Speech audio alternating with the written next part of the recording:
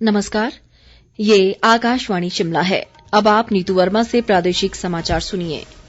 आज के मुख्य समाचार। मुख्यमंत्री जयराम ठाकुर ने कोरोना मामलों में वृद्धि के दृष्टिगत स्वास्थ्य अधोसंरचना के विस्तार पर दिया बल। मुख्यमंत्री ने पंचायती राज संस्थाओं के प्रतिनिधियों से कोरोना महामारी के खिलाफ लड़ाई में राज्य सरकार की मदद करने का किया आह्वान। चैत्र नवरात्र कल से मंदिरों में लंगर, भंडारे व जागरण के आयोजन पर रहेगा पूर्ण प्रतिबंध। और राज्य में कोरोना मामलों में वृद्धि जारी, कुल मामलों की संख्या 70,000 के पार। कोविड मरीजों की संख्या फिर से बढ़ रही है, इसलिए सभी श्रोताओं से अपील है कि कोई भी कोताही न बरतें, सभी सुरक्षा उपायों का पालन करें और 45 वर्ष से ऊपर के सभी लोग बेहिचक टीका लगवाएं। सुरक्षित रहें और इन आसान उपायों का पालन करें। मास्क पहनें, 2 गज की दूरी है जरूरी। सुरक्षित दूरी बनाए रखें, हाथ और मुंह साफ रखें। अब समाचार विस्तार से। मुख्यमंत्री जयराम ठाकुर ने कोरोना मामलों में तेजी से हो रही वृद्धि को देखते हुए प्रदेश में स्वास्थ्य अधोसंरचना के विस्तार पर विशेष ध्यान देने की जरूरत बताई है। ये बात आज उन्होंने मंडी में कुल्लू व मंडी जिलों में कोविड-19 की स्थिति की समीक्षा बैठक में कही। मुख्यमंत्री ने भंगरोटू और मातृ शिशु अस्पताल मंडी में बनने वाले प्री फैब्रिकेटेड अस्पताल का कार्य जल्द पूरा करने को कहा, ताकि जिले में ऑक्सीजन युक्त बेड की क्षमता बढ़ाई जा सके। उन्होंने परिवहन विभाग को बसों व अन्य सार्वजनिक वाहनों की प्रभावी सैनिटाइजेशन सुनिश्चित करने और दुकानदारों को no mask no service policy का कड़ाई से पालन करने के निर्देश दिए। मुख्यमंत्री ने आयुर्वेद विभाग को होम आइसोलेशन में रह रहे मरीजों के लिए काढ़ा उपलब्ध करवाने को भी कहा। बैठक में स्वास्थ्य सचिव अमिताभ अवस्थी ने कहा कि जिले के सभी अस्पतालों में पर्याप्त चिकित्सक, पैरामेडिकल स्टाफ और उपकरण उपलब्ध करवाए जाएंगे। उपायुक्त ऋग्वेद ठाकुर ने बताया कि जिले में कोविड-19 मरीजों के लिए 583 बिस्तरों की कुल क्षमता है और अब तक टीकाकरण के दौरान 1,64,000 से अधिक लोगों को कोविड वैक्सीन की खुराक दी जा चुकी है। वहीं कुल्लू की उपायुक्त ऋचा वर्मा ने बैठक में वर्चुअल माध्यम से भाग लेते हुए कहा कि जिले में अब तक 57,612 लोगों का टीकाकरण किया जा चुका है। इस बीच मुख्यमंत्री जयराम ठाकुर ने पंचायती राज संस्थाओं के प्रतिनिधियों से कोरोना महामारी से लड़ाई में राज्य सरकार की मदद करने का आह्वान किया है। मंडी में आज पंचायती राज संस्थाओं के 3,000 से अधिक प्रतिनिधियों को वर्चुअल माध्यम से संबोधित करते हुए मुख्यमंत्री ने कहा कि सभी निर्वाचित प्रतिनिधियों को आम लोगों और स्वास्थ्य विभाग के बीच एक सेतु के रूप में कार्य करने में सक्रिय भूमिका निभानी चाहिए। मुख्यमंत्री ने कहा कि कोरोना महामारी की दूसरी लहर अधिक जानलेवा और खतरनाक है। ऐसे में सरकार द्वारा समय समय पर जारी की गई मानक संचालन प्रक्रियाओं का कड़ाई से पालन सुनिश्चित किया जाना चाहिए। जयराम ठाकुर ने कहा कि निर्वाचित प्रतिनिधियों को ये सुनिश्चित करना चाहिए कि संबंधित पंचायतों के सभी लोग कोविड उपयुक्त व्यवहार करें और फेस मास्क का उपयोग करें। तो एसओपी जो हमने दिया है उसका पालन सख्ती से करें। अगर हेल्थ वर्कर इंश्योर करें कि उनके कम से कम जो 3-4 चीजें जो हेल्थ पैरामीटर की जो जरूरी है वो सारी मॉनिटर इफेक्टिवली हो। कोई भी मास्क के बिना ना इंश्योर करो। कोई भी टूरिस्ट आ रहा है तो मास्क के बिना ना हो। टूरिस्ट के साथ साथ लोकल भी आदमी कोई अगर है तो अगर वो मार्केट में जा रहा है तो बिल्कुल वो मास्क के साथ हो। मुख्यमंत्री ने पंचायती राज संस्थाओं के प्रतिनिधियों से होम क्वारंटीन में रह रहे मरीजों की मदद करने और उनके परिजनों से निरंतर संपर्क में रहने का आग्रह भी किया।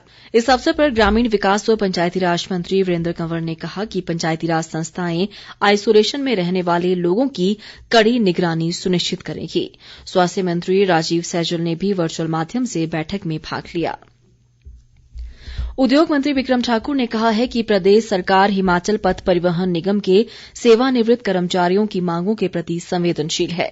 वे आज शिमला में हिमाचल परिवहन सेवानिवृत्त कर्मचारी कल्याण मंच के साथ परिवहन निगम के पेंशनरों की मांगों के संबंध में एक बैठक की अध्यक्षता कर रहे थे।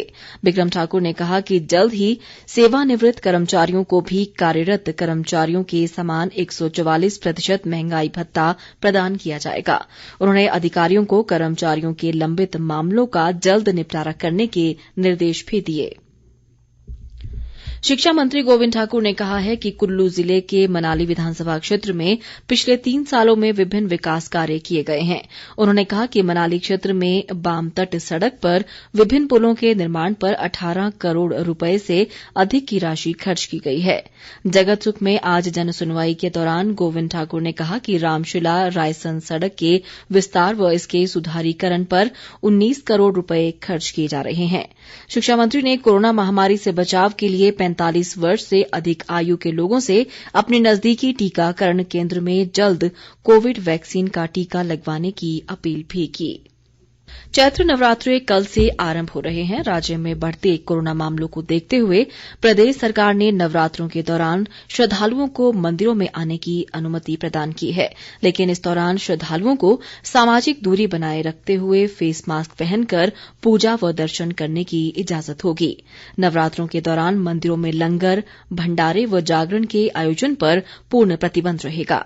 इसके अलावा मंदिर प्रबंधन को सरकार द्वारा जारी एसओपी का कड़ाई से पालन सुनिश्चित करने को भी कहा गया है।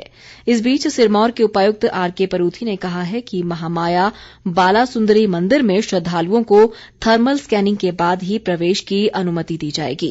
उन्होंने कहा कि सभी श्रद्धालुओं को अपने मोबाइल फोन पर आरोग्य सेतु ऐप डाउनलोड करना अनिवार्य होगा।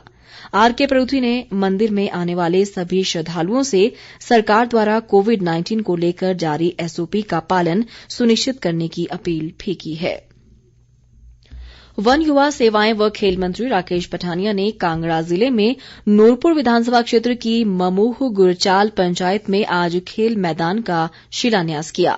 इस अवसर पर उन्होंने कहा कि इस मैदान के बनने से स्थानीय युवाओं को खेलों के साथ साथ सेना व पुलिस में भर्ती के लिए अभ्यास करने को बेहतर स्थान उपलब्ध होगा। पठानिया ने कहा कि इस मैदान में युवाओं के लिए ओपन एयर जिम भी लगाया जाएगा। वन मंत्री ने कहा कि फिन्ना सिंह सिंचाई योजना पर अब तक करीब 600 करोड़ रुपए खर्च किए जा चुके हैं और इसका निर्माण कार्य अंतिम चरण में है। उन्होंने स्थानीय लोगों की मांग पर पंचायत में पशु औषधालय खोलने की घोषणा भी की। प्रदेश में कोरोना के मामलों में वृद्धि लगातार जारी है और कुल मामलों की संख्या 70,000 के पार पहुंच गई है। स्वास्थ्य विभाग द्वारा आज दोपहर जारी बुलेटिन के अनुसार दिन तक 331 नए मामलों की पुष्टि हुई है। इनमें कांगड़ा जिले से 86, लाहौल स्पीति से 85, सिरमौर से 59, कुल्लू से 31, बिलासपुर से 27, शिमला से 24, मंडी से 16 और चंबा, हमीरपुर व किन्नौर से एक मामला शामिल है। राज्य में कोरोना संक्रमितों का कुल आंकड़ा 70,017 तक पहुंच गया है, जिनमें से 63,500 लोग अब तक स्वस्थ हो चुके हैं। मौजूदा समय में प्रदेश में कोरोना के सक्रिय मामलों की संख्या 5,370 है। राज्य में कोरोना से अब तक 1,110 लोगों की मृत्यु हुई है। चंबा जिले के जनजातीय पांगी घाटी के नाला पुल में आज एक पिकअप वाहन के दुर्घटनाग्रस्त होने से 3 महिलाओं की मौके पर ही मृत्यु हो गई, जबकि 4 अन्य लोग घायल हुए हैं। पांगी के आवासीय आयुक्त सुखदेव सिंह ने बताया कि तीनों मृतक महिलाएं साच गांव की रहने वाली थी। उन्होंने कहा कि घायल चालक को कुल्लू रेफर किया गया है और 3 अन्य घायल व्यक्तियों को किलाड़ अस्पताल में दाखिल किया गया है। सुखदेव सिंह ने बताया कि प्रशासन द्वारा मृतकों के परिजनों को 20-20 हजार रुपए राहत राशि प्रदान की गई है। भरमौर के विधायक जियालाल कपूर ने इस दुर्घटना पर गहरा दुख जताते हुए शोक संतप्त परिवारों के प्रति अपनी संवेदनाएं प्रकट की हैं। इधर कुल्लू जिले के बंजार उपमंडल में घियागी के पास बीती रात एक कार के गहरी खाई में गिरने से 2 लोगों की मृत्यु हो गई, जबकि 3 अन्य घायल हुए हैं। पुलिस अधीक्षक गौरव सिंह ने बताया कि मृतकों की पहचान धनेरा मोहल्ला मंडी निवासी योगेश्वर शर्मा व लता शर्मा के रूप में हुई है। ये दोनों पति पत्नी थे। उन्होंने कहा कि घायलों का कुल्लू अस्पताल में उपचार किया जा रहा है।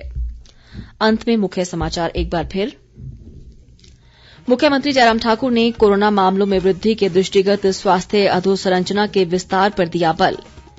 मुख्यमंत्री ने पंचायती राज संस्थाओं के प्रतिनिधियों से कोरोना महामारी के खिलाफ लड़ाई में राज्य सरकार की मदद करने का किया आह्वान।